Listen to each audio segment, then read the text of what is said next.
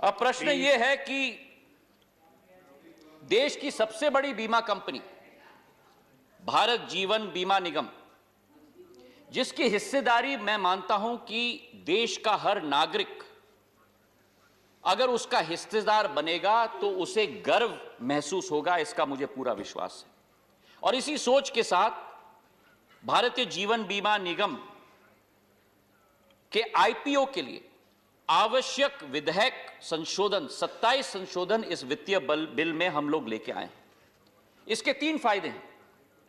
पहला फायदा कि हर खाता धारक और आम जनता को निवेश करने का मौका उस एलआईसी में मिलेगा। दूसरा फायदा कि प्राइवेट पूंजी का प्रवाह बढ़ेगी, जो आज समय की सबसे ज्यादा आवश्यकता है।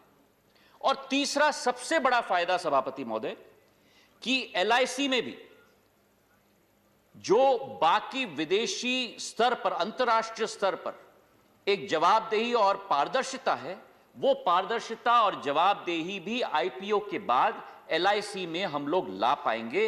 इसकी भी बहुत आवश्यकता है।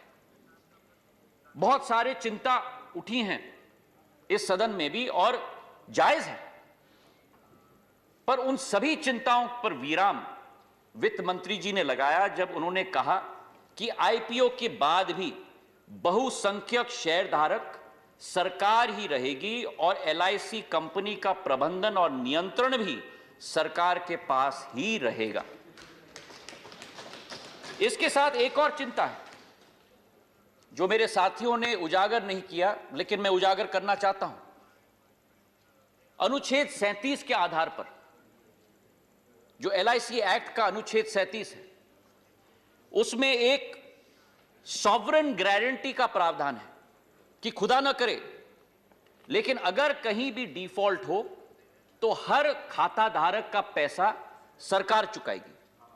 और यह विश्वास इस सदन में वित्त मंत्री जी ने दिलाया है कि वो अनुच्छेद 37 सॉवरेन गारंटी का वादा बरकरार है और अधिकार एक एक खाता धारक का सुरक्षित रखा जाएगा। यह सरकार का प्रण और संकल्प है।